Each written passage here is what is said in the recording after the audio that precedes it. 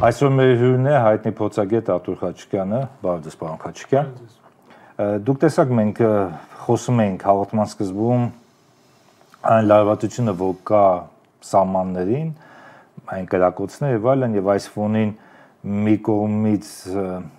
իշխանությունները դեռ այ հույս ունեն, որ բանակցային գործընթացով կարող է խաղաղության պայմանագիր ստորագրեն, բայց նույնիսկ իրենց ելույթներում արդեն կամաց զգացում է որոշակի այսպես արդեն կոչնում են հույսը դրա հետ կապված եւ փաստացի շատերը նույնիսկ ասում են որ նրանք իր հայտարարությունում արդեն կամաց իրենք իրենց համար ալիբի են նախապատրաստում եթե անկած նոր էսկալացիա լինի Ադրբեջանի հետ որ ցույց տան որ դե մենք ամեն ինչ արեցինք չստացավ ձեր գնահատականը սպասենք այդ խաղաղության պայմանագրին նույնիսկ այսքան զիջումներից հայտարարություններից հետո թե ոչ Դուք ձեր հարցի պատասխանը գիտեք դուք էլ ասեցիք մենք այս 7 տարին կամ առնվազն պատերազմից հետո այս ամբողջ ժամանակահատվածը մենք լսում ենք, որ լինելու է խաղաղություն, լինելու է ապագա, հետո մեզ սովորացրեցին, որ պետք է Ղարաբաղցիներին հանձնենք եւ մենք հետո լավ կապրենք, դա էլ չստացվեց։ Այս անընդհատ այս խոստումների շղթան, խաչմերուկը խաղաղության եւ այլն, դուք հիշում եք, այդ ուղղակի պետք է հիշել իրենց բոլոր ասածները եւ տեսնել, որ ցանկացած դեպքում դա սուտ էր։ Ամեն անգամ ինչ որ բան նրանք ասացին, ուղղակի ուշադրություն էին շեղում։ Սա նորմալ չէ, որ նախ գիտեք նորմալ բանակցությունները այսպես չեն վարում։ Եթե անգամ ինչ որ երկիր պարտվում է, քանի որ ունի անհաջող ղեկավարություն, որը չի կարողանում ոչ բանակցություններ վարել, ոչ պատերազմ հաղթել, ամեն ինչ տապալում է։ Եթե այդ երկիրը իսկապես պետք է, ասենք, պարտվողի դերում հանդես գա, բանակցություններ են գրում, ինչ որ պայմանագիր է ստորագրվում եւ հարցը փակվում է։ Մեր մոտ այսպես չի։ Մեր մոտ մի քանի տարի շարունակվում է մեր կապիտուլյացիան։ Եվ պայմանագիր մենք ունենք նոյեմբերի 9-ի պայմանագիրը, որով Արցախը դեռ կար, հայերը դեռ կային եւ ռուսները այնտեղ էին։ Ես համոզված եմ, որ այս մեր ներքին թշնամին, մեր Թուրքիայի դեսպանատունը Հայաստանում, որը հիմա հաճույքով մասնակցում է ֆորումում, մի երկրում, որը 5000 հայ տղայի մահն է կազմակերպել, այդ պատերազմը իրենք էին կազմակերպել։ Ես չգիտեք, երևի ինքնասիրություն սովորացնելը մարդուն չի ստացվի։ Մարդ կամ ունի ինքնասիրություն կամ չունի, մանավանդ տղամարդ։ Աստված իրանց հետ գնում են այնտեղ տեսնում եք որ Թուրքիան էլ ոչ մի հարցում չի զիջում արդեն քանի տարի է անցնում չէ ոչ մի հարցում այդ մենք պետք է բոլոր հարցերով հանձնվենք մենք պետք է գնանք կապիտուլյացիայի եւ անգամ եթե այդ թուղթը ստորագրվի դրանից հետո ինչպես գործընկերները ասացին հաջորդ պահանջները արդեն պատրաստ են այդ 100,000-ավոր ադրբեջանցիների վերադարձի հարցը մեր արևմտյան Ադրբեջան լինելը ինչ է լինելու, ով է, որտեղ են նրանք գալու, որտեղ են ապրելու, որ գյուղերն են դատարկվելու։ Մենք այդ հարցը պատասխան չունենք։ Իսկ այս կրակոցները դա ճնշում է, քաղաքական ճնշում է, հոգեբանական ճնշում է, որ ստիպել մեզ գնալ այս զիջումների, որից հետո ուրիշ զիջումներ են լինելու։ Մնաց մենակ այդ բանը, կորիդորը, միջանցքը, որով նրանք էլի սուտ են ասում, մի բան ասում են, մի ուրիշ բան են ասում, ու իրենց խոսքը փոխում են նույն ոճով, որով հանձնեցին Ղարաբաղը։ Ես համոզված եմ, որ նրանք դա էլ են հանձնելու եւ երկրորդ հարցը դա ադրբեջանցիների վերադարձն է։ Իսկ ինչ վերաբերվում է այս ֆորումին, գիտեք, ես երկար ժամանակ ուսումնասիրել եմ միջազգային հարաբերությունների պատմությունը։ Ուրեմն Ամերիկայի նախագահը շնորհավորում է մի երկրի ղեկավարին, որը ահաբեկիչ բերեց իրենց օգնությամբ եւ գրավեց մի ամբողջ անկախ երկիր։ Բայց չեմ սխալվում, ամենին չէ ճանաչել, նույնիսկ հիշում եք Տուլսի Գաբրտի հայտարարությունը այնպես է որ եվրոպացիները արդեն ճանաչեցին, բայց նույնիսկ այս պարագայում ամերիկացիները մի քիչ զգուշավորությամբ են Սիրիայի նոր։ Այդ շատ լավ է որ զգուշավորությամբ են, բայց նա շնորհավորում է Իրան։ Այսինքն երբ որ Պուտինը ներխուժում է Ուկրաինա, մեր ամբողջ այդ արտասահմանից փող ստացող քարոզիչները, Civilnet-ը, Ազատությունը, Ֆակտորը, A1+ թե մինուս չեմ էլ հիշում, բոլորին փող են տալիս, որ Պուտինին համեմատեն Հիտլերի հետ։ Երբ որ Սիրիաները չէ անկախ երկիր Երբ որ Սիրիան նվաճվում է տերորիստի կողմից, որը ինչպես իմ գործընկերը ցույց տվեց, $10 միլիոն են առաջարկում իրեն գլխի համար, Միացյալ Նահանգների օգնությամբ Թուրքիան մի ամբողջ անկախ երկիր է գրավում, ոչ ոք, ոչ մեր սիրելի Վունդերլայնը, ոչ այդ բոլոր եվրոպական այդ բյուրոկրատների այդ շոուն, ոչ Միացյալ Նահանգները, ոչ ոք նկատողություն չի անում իրան, որ մի ամբողջ երկիր է գրավել։ Այսինքն միջազգային իրավունք չկա։ Միջազգային հանրություն չկա, մենք տարիներով դա ապացուցում ենք։ Ինչ վերաբերում է այդ թղթին, նրանք աղերսում են, չէ՞, արդեն ծնկերի վրա խնդրում են, որ այդ թղթը ստորագրվի։ Այսինքն Ադրբեջանը տեսնում է, ես համոզված եմ, գիտեք, այսօր ես դասախոսություն եի կարդում, Երկրորդ համաշխարհային պատերազմի ժամանակ հիշում եք Անգլիան-Ֆրանսիան հանձնեցին չեխերին։ Դրանից հետո Հիտլերը, երբ որ պատրաստում էր հաջորդ հարձակումը, նա իր գոլեգաներին ասեց. «Մեր հակառակորդը սրանք ворթ են։ Ես իրենց չեմ հարգում, նրանք վախկոտ են»։ Դա Հիտլերն է ասել։ Այսինքն նրանք տեսնում են, որ այս կառավարությունը ոչ ինքնասիրություն ունի, ոչ կամք ունի իրանց դիմադրելու։ Ես համոզված եմ, որ նրանք մեզ չեն էլ հարգում։ Դեսեք, նայեք, ձեր ասածներից այսպիսի միտք է դուրս գալիս, որ տեսնելով, որ այլ պայմաններում օրինակ Ադրբեջանը կարող է գնալ խաղաղ պայմանագրի ամրագրելով իր մեծ ձեռքբերումները, բայց տեսնելով այս իշխանությունը, փաստացի իրենց մոտ այսպիսի կարծիք է, վստահություն է ստեղծվում, որ կարող են պատմական հնարավորություն են հացը մեկ ընդմիշտ լուծելու, դա համար ինչու գնալ խաղաղ պայմանագրի։ Անպայման։ Դա շատ տրամաբանական է, ասեցի Հիտլերի մեջբերումը այսօր է կարդում դրա մասին, հա, նրանք տեսնում են, որ սրանք բան են, անինքնասեր են, վախկոտ են, իհարկե նրանք առաջ կգնան։ Եվ ամեն հարցում զիջում են։ Նույն ձևով Հիտլերը ասեց, անգլիացիները, ֆրանսիացիները ворթ են, վախկոտ են։ Մենք ինչ կուզենք կանենք, որտեղ կուզենք կմտնենք։ Սրանք իսկապես կարծում են, որ ծնկի վրա կանգնելով ամեն անգամ խնդրելով, աղաչելով, որ սահմանը բացվի, իդեպ իսկ դրա տնտեսական ինչ որ վերլուծություն եղել է, եթե Հայաստան մտնի թուրքական արտադրանքը, որը ավելի էժան է։ 20 քանի տարի առաջ արված վերլուծությունը, որով փորձում են համոզել, որ հիմա շատ ավելի լավ է լինել։ Ոնց կարող է լավ լինել, եթե իրենց ապրանքը ավելի էժան կլինի, մեր արտադրողները էլ ոչ մի բանով չեն կարողանալու այդ կոնկուրենցիա չէ լինելու, ինչպես են նրանք մրցելու Թուրքիայի արտադրանքի հետ։ Հետո դա մեզ անընդհատ խոստանում են, ինչ որ բան փոխում է։ Այս սահման փակելու մասին քանի տարի են խոսում արդեն։ Իսկ բացելս տեխնիկական հարցը, չգիտես ինչու, այս մի քանի տարի չեն կարող այդ տեխնիկական հարցը նույնիսկ ոչ թե Հայաստանի քաղաքացիների համար, այլ երրորդ երկրների։ Պարոն Խաչիկյան, ինձ փոխանցում են, որ Երևանից հաց կա։ Պարոն Խաչիկյան, բարի երեկո, եւ հասկանալի է, որ այն քաղաքականությունը, որը հիմա է, մեծ հաշվով ոչ մի տեղ չի տանում, կամ թե ուր է տանում, ոչ մի լավ տեղ չի տանում, ինչպես վարվել Թուրքիայի հետ, որովհետև երբ որևէ մեկը փորձում է բացատրել եւ ասել այն, ինչը դուք քիչ առաջ ասեցիք, հակադարձում են, թե ուրեմն դուք պատերազմ եք ուզում, ուրեմն դուք խաղաղություն չեք ուզում, Թուրքիայի հետ հարաբերությունների նորմալացում պետք է լինի, այո, հասկանում ենք, որ պետք է լինի, ոչ ոք հիմար չէ, ոչ ոք պատերազմ չի ուզի խաղաղության փոխարեն կամ կոնֆլիկտ չի ուզի խաղաղության փոխարեն, բայց ինչպես վարվել այսօրվա հավակնությունները, այսօրվա կարողությունները եւ այսօրվա ծրագրերը ունեցող Թուրքիայի հետ։ Ճիշտ հակառակն է տեղ ունենում։ Մենք գնում ենք դեպի պատերազմ, քանի որ այս խումբը դեռ մնում է իշխանության։ Մենք գնում ենք դեպի պատերազմ, քանի որ այս խումբը անընդհատ զիջում է, մեր պետությունը քանդում է ներսից, մեզ տանում է նոր եւ նոր կապիտուլյացիա եւ մեր թշնամու ախորժակը գրգռում է։ Պատերազմ լինելու է այս խմբի պատճառով, մինչև այն թուրք-ադրբեջանական հեղաշրջումը, որը եղավ 18 թվին, ես միանում եմ իմ շատ լավ ընկերոջ Էդգար Ղազարյանի սահմամանը, սա ուղղակի բան էր, հեղաշրջում էր կազմակերպած Ադրբեջանի Թուրքիայի կողմից եւ Արևմուտքի կողմից։ Դրանից առաջ մենք ապրում ենք խաղաղ ապահով, այո, կային որոշ թերություններ, բայց մեր եւ առաջի եւ երկրորդ եւ երրորդ նախագահները միշտ փորձել են նորմալ հարաբերություններ հաստատել Թուրքիայի հետ առանց մեզ ծնկի բերելու։ Դեր հետ խաղաղություն են հաստատում, երբ ձեզ հարգում են։ Երբ որ դուք ձեզ պահում եք վախկոտ անինքնասեր փողոցից եկած խմբի պես, նրանք անընդհատ առաջ են գնալու եւ տեսնելով, որ դուք անընդհատ զիջում եք եւ դուք վախկոտ եք եւ անինքնասեր եք, գնում եք նստում եք իրենց գոքին, երբ որ նրանք 5000 հայ տղա են սպանել։ Դրանից հետո նրանք ել ավելի ագրեսիվ կդառնան։ Իսկ իրենց վերջնական նպատակը նույնն է, ինչ որ եղել է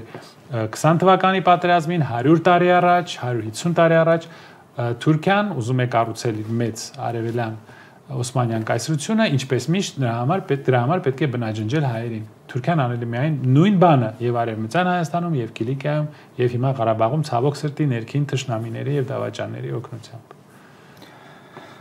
Պարոն Խաչիկյան, փոխանցում են նաեւ մեր ԱՄՆ-ների խմբագրությունից հաց ունեն Արտուրը։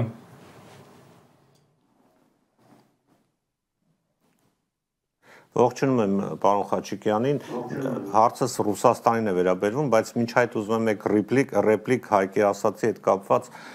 Գրենլանդիայի Թրամփի Գրենլանդիան այդ առարկածների հետ կապված, ինձ թվում է, որ նրանք խոսում են ազգային ինքնորոշման մասին, եթե Գրենլանդիայի ժողովուրդը որոշի օրինակ անկախ ապրել կամ միանալ մեկ այլ պետության, ապա մենք պետք է հարգենք այդ իրավունքը, կարծում դա դրական քայլ կլինի նաև մեզ համար, Արցախի համար, հետագայում օգտագործելու այն որպես նախադեպ, ամեն դեպքում, երբ որ հետագայում մենք կարող ենք այդ մասին խոսել։ Հիմա հարցս, գիտեմ, որ Մոսկվայում է, թե Լենինգրադում, եթե չեմ սխալվում, Սանկտ Պետերբուրգում Ստիվեն Վիտկոֆը, Միացյալ Նահանգների ներկայացուցիչ, նախագահի ներկայացուցիչը եւ հանդիպում է եղել Ռուսաստանի նախագահի հետ։ Կուզեի պարոն Խաչիկյանի գնահատականը ներկա այդ ռուս-ամերիկյան եւ նաեւ ուկրաինական պատերազմի հետ կապված այդ բանակցություններից ինչ սպասել եւ արդյոք խաղաղությունը մոտ է։ Ինչ մինչեւ հիմա եղած զարգացումների դրամաբանությունը ուր է տանում։ Ներքին ինֆորմացիա ես չունեմ, ես կարող եմ միայն ասել այն ինչ տեսնում եմ բաց աղբյուրներում։ Իմ կարծիքով Ռուսաստանը Միացյալ Նահանգների հետ քննարկում է շատ պրակտիկ հարցեր։ Հիմա նրանք քննարկում են հայկինց կուղի, եթե ես ինչ-որ բան մոռանում եմ, իրենց դեսպանատների ֆունկցիոնալություն, նորմալ աշխատանքի, այո, հարցը եւ ինչ-որ ուրիշ շատ ֆունկցիոնալ, պրագմատիկ հարցեր, արտաքին հետախուզությունն է ինչ-որ ուզում են ռուսական կողմը առաջարկել աերոֆլոտին պատժամիջոցներ տակից անել եւ երկում թռիչքներ սկսել իրականացնել։ Այո, այսինքն շատ փոքրիկ հարցեր, պրագմատիկ հարցեր։ Ուկրաինայի հարցը շատ դժվար է լինելու, երբ որ այս պատերազմը սկսվեց 3 տարի առաջ ես ասում եմ, սա շատ դժվար է լինելու լուծել, քանի որ եւ Ուկրաինա եւ Ռուսաստանի համար սա կենտրոնական հարց է, սա կենսական հարց է, լինել չլինելու հարց է, սա բաժանել շատ դժվար է լինելու։ Դուք տեսաք, որ Զելենսկին Վաշինգտոնից հետո ոչ թե սկսեց խոսել խաղաղության մասին, այլ ավելի ագրեսիվ սկսեց խոսել, խոսակցություն գնաց եվրոպական զորքերի մասին, ֆրանսիական, անգլիական զորքերի մասին, ի վերջո հետ կանգնեցին, եթե ես ճիշտ եմ հիշում հայկից կողմը քննարկումներ են գնում, բայց ոչ մի բան էլ չի լինի։ Ինչպես Հայաստանին են օգնում, այնպես էլ շատ խոսում են, բայց ռեալ քայլ չկա օգնության։ Իսկ Ժան-Ֆրանսուଆ Ղզմալյանն այնտեղ լինելու է, որ իրենց խոստանա Ֆրանսիայի օգնությունը։ Այսինքն հենց որ այդ մարտիկ այնտեղ լինեն եւ ֆրանսիական եւ լեհական եւ անգլիական խորհրդատուներ այնտեղ կային, իրենց ոչնչացնում են։ Նրանք եթե այնտեղ գնան, իրենց կոչնչացնեն։ Պատերազմը շարունակվելու է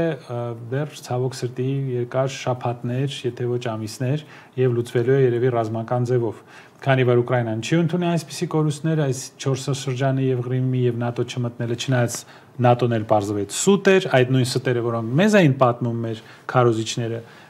այդ սուտերը պատմում են Ուկրաինային եւ 100,000-ավոր մարդկանց կյանքը վերցնելով 1 միլիոն ուկրաինացիների կյանքը վերցնելով, հետո իրենց ասացին, որ ՆԱՏՕ ձեզ չի լինելու։ Շատ դժվար է։ Իսկ Ռուսաստանի համար շատ դժվար է լինելու ընդունել, որ այն կողմից ինչ որ տարածք եթե մնա Ուկրաինայում, այնտեղ կտեղադրվեն ՆԱՏՕ-ի զորքերը, որտեղ հենց այդ պատճառով Ռուսաստանը գնաց այս պատերազմի։ Սա երևի լուծվելու է շատ դժվար ձևով, ժամանակի ընթացքում եւ արյուն պետք է թափվի ցավոք սրտի։ Մեծ ցավով եմ դա ասում։ Բենյամինն է ուզում հարց տալ Երևանից։ Բարի երեկո պարոն Խաչիկյան, երևի ասեմ այնինչ Տիգրանն էր նաև իր էջում գրել, պարոն Խաչիկյանը մեր առաջին հյուրն է, ով եղել է մեր եւ Երևանյան տաղավարում, եւ Լոս Անջելեսյան, եւ հիմա էլ Մոսկովյան տաղավարում։ Պարոն Խաչիկյան, հիմա այս լավ թեմաներից մի փոքր ավելի բարդ թեմաների անցնենք, շուտով արդեն 100 օրն է, ինչ Դոնալդ Թրամփը Ամերիկայի Միացյալ Նահանգների նախագահն է, հայ-ամերիկյան հարաբերությունների բովանդակությունը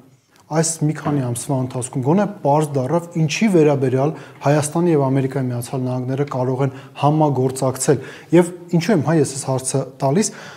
մենք տեսնում ենք որ Ամերիկայի Միացյալ Նահանգների եւ Իրանի Իսլամական Հանրապետության միջեւ իրապես կա լարվածություն մենք կարող ենք ասել որ չգիտեմ Թրամփը խաղում է գործարքի առաջարկում բայց արձանագրենք որ կա ճնշում պատկերացնենք մի իրավիճակ որ Իրանի Իսլամական Հանրապետության դեմ իրապես ռազմական գործողություններ իրականացվեն հայ-ամերիկյան հարաբերությունների բովանդակությունը այդ ռազմական բախման պայմաններում կարող է հակաիրանական լինել Բոլտոնը այստեղ երբ որ եկավ 18 թվականին Փաշինյանը դրանից հետո ուրախ ազգային ժողովում ասում էր որ հնարավոր է գա մի օր որ հայ-իրանական սահմանը փակվի հիմա մենք հնարավոր է մոտ ենք այդ օրվան նախ հայ-ամերիկյան հարաբերությունների մասին եւ Տրամփի ադմինիստրացիայի դուք շատ լավ գիտեք ով է մեր դեսպանը Միացյալ Նահանգներում, ինչպես է աշխատում մեր դեսպանատունը, շատ լավ գիտեք, որ նրանք բոլոր իրենց խաղակարտերը դրեցին Բայդենի սեղանի վրա եւ դրա համար մնացին մերկ վիճակում։ Որևէ հետաքրքրություն Տրամփը Հայաստանում չունի, նա պրագմատիկ մարդ է, միայն իր հետաքրքրությունը Ադրբեջանն է,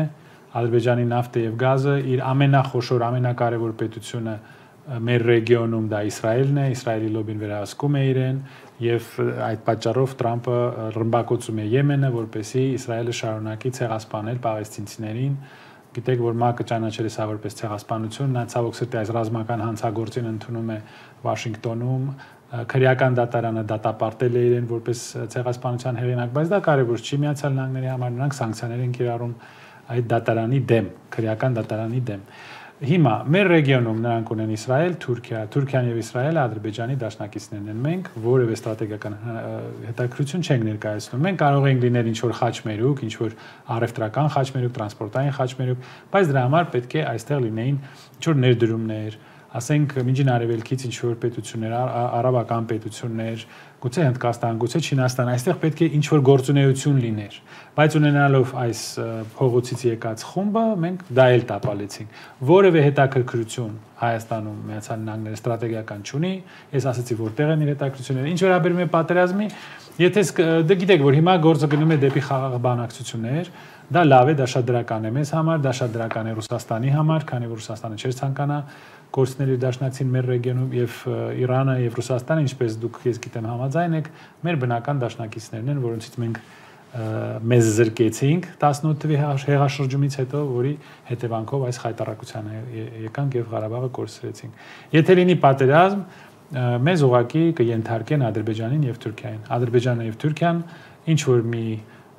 պրետեքստ կգտնեն, ինչ որ մի պատճառ կգտնեն ասելու, որ պատերազմական պայմաններում նրանք ստիպված էին ներխուժել Սյունիք, որպեսզի, ասենք, ապահովել այն փաստը, այն բանը, որ Իրանը չկարողանա, ասենք, Հյուսիսի հետ հաղորդակցի կամ ինչ որ մի բան կգտնեն։ Նրանք կօգտագործեն այդ իրավիճակը, մեզ կենթարկեն նրանց։ Իսկ եթե դա անգամ դա տեղի չունենա, Հայաստանը որևէ ձևով չի կարող մասնակցել այս պատերազմին կամ որևէ ուրիշ պատերազմին, իրեն ուղղակի կպահանջեն, որ նա խզի իր կապերը Իրանի հետ։ Եվ ելի կենթարկեն մեր հարևաններին։ Նրանք ուղղակի սպասում են այդ հնարավորությունը։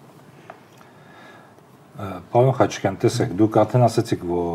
ԱՄՆ-ն այդպես հետաքրքրություն չունի մեր տարածաշրջանում, բայց մեր տարածաշրջանում ոչ միայն մեր ընդհանրապես հետխորհրդային տարածքում շատ ակտիվ է Եվրոպական միությունը, մենք տեսնում ենք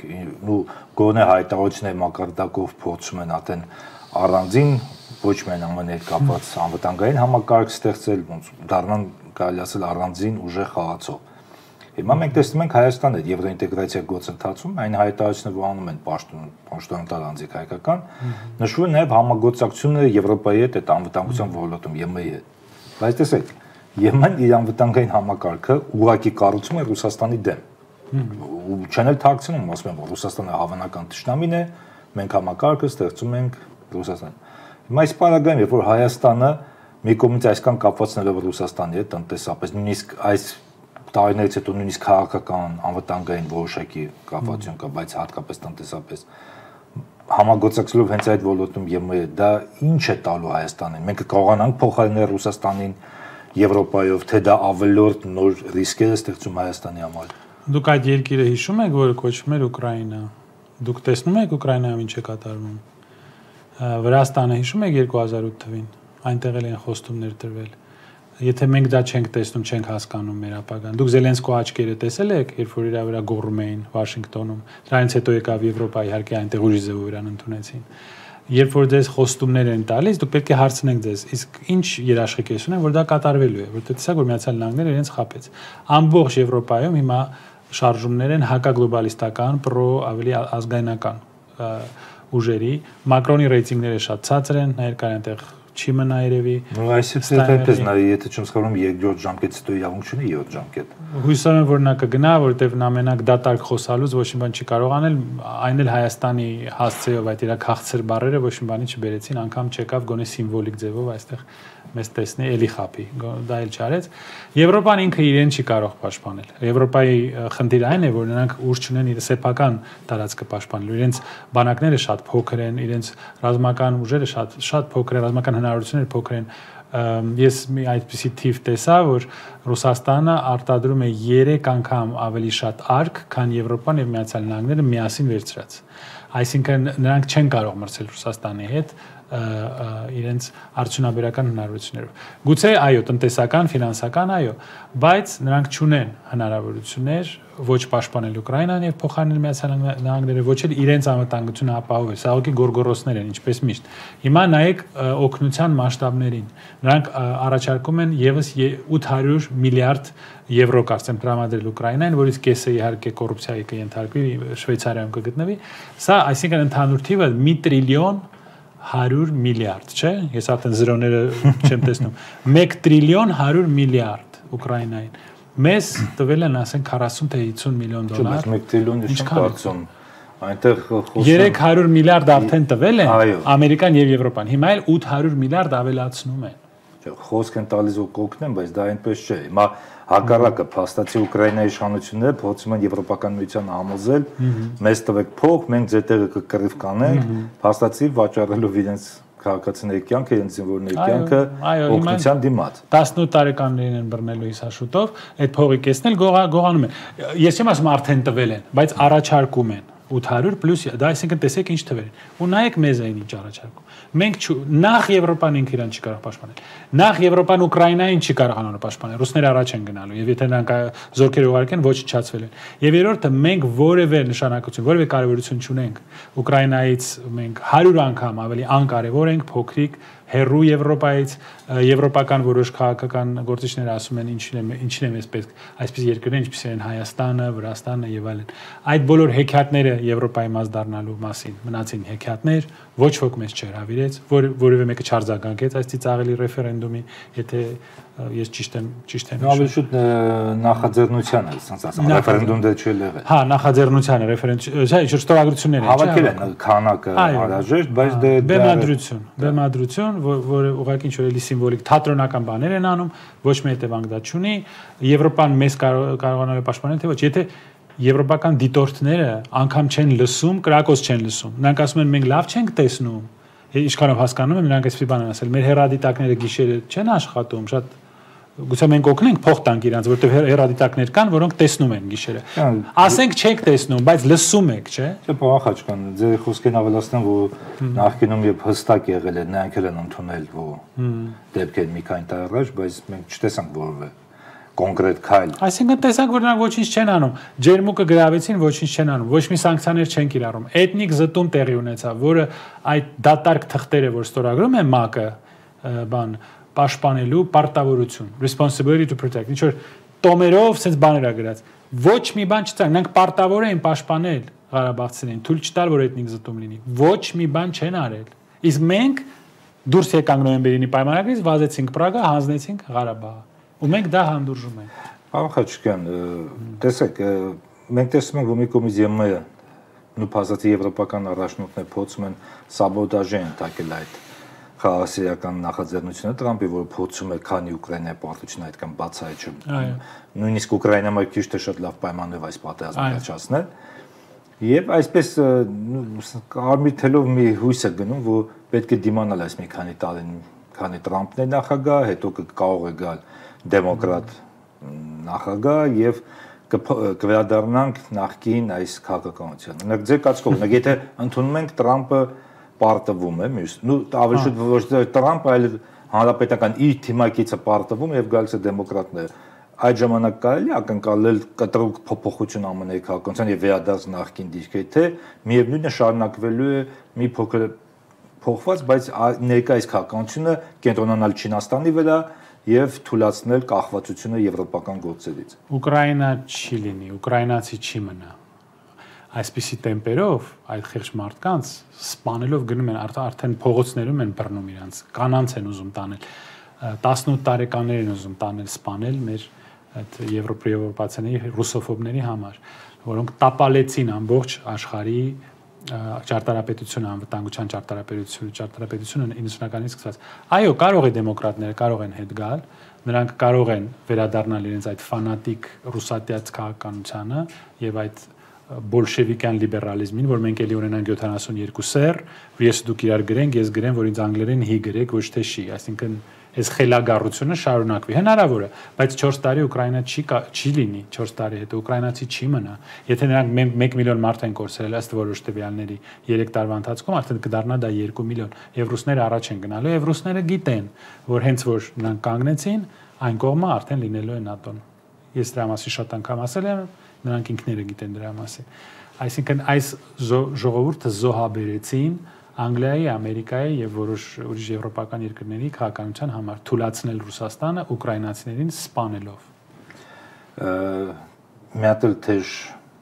կետ կա մեր տարածաշրջան շատ մոտ Պարսկաստան, վաղը բանակցություններ են տեղի ունենալու Օմանում, միջև անհասկանալի ուղղակիան լինելու թե միջնորդավորված բանակցություններ Օմանի միջնորդությամբ։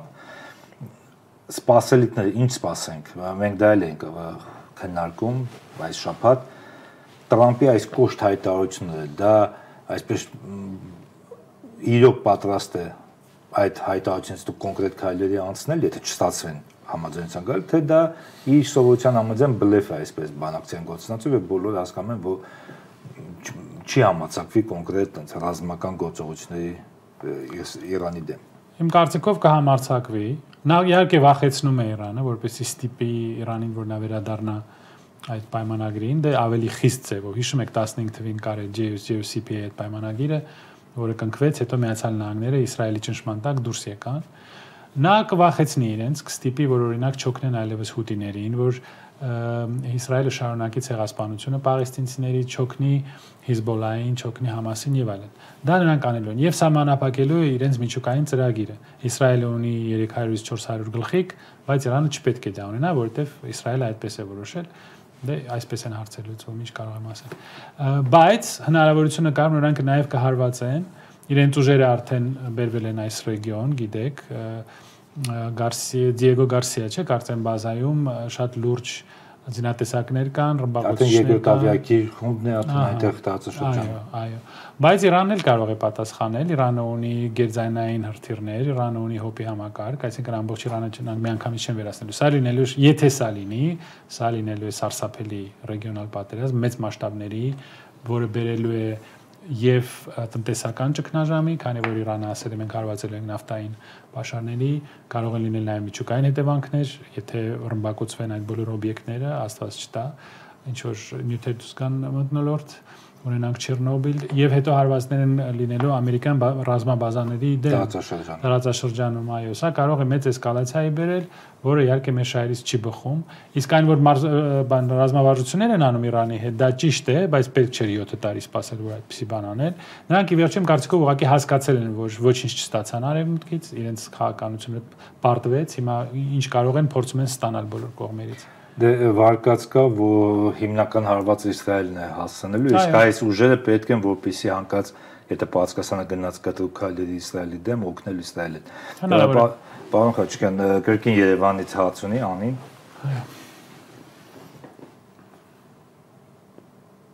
Եվ պարոն Խաչիկյան, ես ուզում եմ վերադառնալ Ալիև Միացյալ Նահանգներ հարաբերություններին, որովհետև այս շաբաթվա ընթացքում Ալիևը Բաքվում հերթական միջազգային, այսպես ասենք, փորձագետների հավաքը կազմակերպեց, նոր աշխարհակարգներ քննարկում այս անգամ, ու հատկապես հայկական մեդիան անդրադարձավ Հայաստանին ուղղված հայտարարություններին, բայց ուշագրավ էր, որ Ալիևը խոսել է նաև Ադրբեջան-Միացյալ Նահանգներ հարաբերությունների մասին, մասնավորապես նշելով, որ ինքը արդեն նկատում է, որ դադարել է հակաադրբեջանական թրենդը եւ ամերիկյան քաղաքականության մեջ եւ նոր շրջանը, Թրամփի հետ շրջանը Բաքու-Վաշինգտոն հարաբերությունների համար նկատել է որպես լավ հնարավորություն հարաբերությունների եւ գործընկերության ամրապնդման համար։ Ձեր գնահատականը խնդրում եմ։ Վաշինգտոնում գործում է ադրբեջանական լոբին, թուրքական լոբին եւ ամենաուժեղ լոբին բոլորից, դա Իսրայելի լոբին է։ Իսրայելը Ադրբեջանի դաշնակիցն է։ Աշխատելով Իսրայելի լոբիի հետ, Ադրբեջանը հսկայական ազդեցություն կունենա Վաշինգտոնում, Ալիևը դա գիտի, նա գիտի, որ ամերիկյան դեմոկրատիան կարելի է շատ շուտ գնել եւ ձեր գրպանը դնել, եթե դու փող ունես, նավթ ունես, գազ ունես եւ Իսրայելի հետ ընկերություն ես անում։ Իսրայելի միջոցով, իսրայելական լոբի միջոցով նրանք իհարկե կարող են մեծ ազդեցություն ունենալ Վաշինգտոնում։ Ինչ կարող ենք անել մենք։ Մենք ունենք մի դեսպանություն, որը բացարձակ տապալվեց, եւ մենք ունենք մի կառավարություն, որը սկսեց մասնատել մեր սփյուռքը։ Մեր սփյուռքը փոխանակ մեր սփյուռքը մեզ օգնի, մենք մեր սփյուռքը սկսեցինք բաժանել, կիսել եւ այդ կռիվը Պաշինյանական աղանդավորների, սեկտանտների եւ մնացածների միջեւ այդ կռիվը հասավ Սփյուռք։ Հիմա Սփյուռքում էլ է այդ նույն կռիվը տեղի ունենում։ Այսինքն մենք ամեն ինչ էլի տապալեցինք, Ադրբեջանը ամեն ինչ շահեց։ Նրանք շատ խելացի, քայլ առ քայլ գնում են իրենց նպատակին։ Եվ վերջի հարցը չեմ կարող հարցնել, դուք ամերիկյան քաղաքականությունը լավ գիտեք։ Այսպես քայլը, որ Չինաստանի դեմ ձեռնարկում է Տրամպը, միջով ուր է հասնելու։ Տեսեք, նախկինում անդադ մեզ համոզում էին, որ տնտեսությունը, տնտեսական կապերը դա այսպես լուրջ զսպող գործոն է, բայց մենք տեսանք թե Ուկրաինա, Ռուսաստան, Վրաստան, Ռուսաստան, նույնիսկ ԵՄ Ռուսաստան, որ դա չի կանգնեցնում։ Հիմա բոլորը անդադ ասում են, որ չնայած հավանականությունը մեծ է բախման, բայց այս ընդհանուր առևտուրը, հսկայական ընդհանուր առևտուրը, որ շատ առաջ տեղում են երկու երկրների համար կզսպի այնպես կոնֆլիկտ այդ երկրների, բայց տեսնում ենք հակառակը, բոլորի հետ նույնիսկ պատրաստ է Տրամպը որոշակի գործարքներ գնալ, բայց այդ տնտեսական ճնշումը, խզելը տնտեսական կապերի հետ Չինաստան շարունակում է։ Ձեր կարծիքով միջով ուր է գնալու դա եւ ինչ սպասենք այդ ԱՄՆ-Չինաստան հարաբերությունները։ Շնորհակալ եմ։ Որքանով ես եմ հասկանում, այստեղ շատ մեծ ռիսկեր կան։ Նախ սա կարող է առաջացնել հսկայական ճգնաժամ, տնտեսական ճգնաժամ, որովհետև երբ սկսում են տարիֆային պատերազմները եւ առևտրական պատերազմները, մենք կարող ենք վերադառնալ 1929 թիվ 20-ականների վերջին 30-ականներին մեծագույն ճգնաժամ էր ամբողջ աշխարհում, մեծ դեպրեսիան հենց այդ պատճառով առևտրական պատերազմի ժամանակ։ Երկրորդը սա կարող է շատ լուրջ վտանգ ներկայացնել դոլարի համար։ Դոլարը կարող է ընկնել շատ ուժեղ։ Դա եթե որպես Ամերիկայի քաղաքացի ես դրա մասին եմ մտածում։ Եվ ինչն է կարող է Տրամպի խոստումը այն էր, որ վերադարձնել Միացյալ Նահանգներին իր տնտեսական այդ հզորությունը։ Եվ ես կողմ եմ, ես դեմ չեմ, բայց արդյոք նա կարող է հետ դարձնել գլոբալիզացիայի այս գործընթացները, դա շատ դժվար է լինելու։ Այսինքն արգելեր ընկերություններին, որ նրանք դուրս գան Միացյալ Նահանգներից, ստիպել որ նրանք վերադառնան, թույլ չտալ պաշտպանել Ամերիկայի շուկան, թույլ չտալ որ արտաքին, ասենք, էքսպորտի աղբյուրները իրենց արտադրանքը բերի Միացյալ Նահանգներ։ Ես տնտեսագետ չեմ, բայց ինձ դժվար է թվում դա, դժվարն է կարողանա դա հետ դարձնել այս process-ները։ Եթե նրան հաջողվի դա շատ լավ, բայց այսպիսի միջոցներով նա չի հասնի իր նպատակին եւ նաեւ ունի եւ ռազմական որոշ պլաններ Թայվանի շուրջ, սա շատ վտանգավոր է, ես կարծում եմ սա մի քիչ անպատասխանատու է։ Այսպիսի ձևը ասեց 215%-ով վարձացնում է տարիֆը։ Օրինակ ես վերջերս ռուս փորձագետներից մեկը այնպես քննարկում են, շատ հետաքրքիր միտք հայտնեց, ասում են շատ են հաճախ են քննադատում Տրամպին։ Ունակի առաջին նախագահության օրոքել են նա գնացել է սահմանափակումների, տարիֆների Չինաստան, բայց ասում եմ ուշադրություն դարձրեք, որ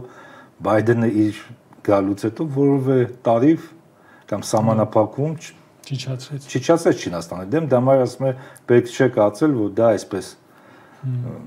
Տրամպի միայն ցանկությամբ է իր կապրիզներն են, որտեղ ասում են, եթե հստակ նայում ենք, այս քաղաքականությունը ասենց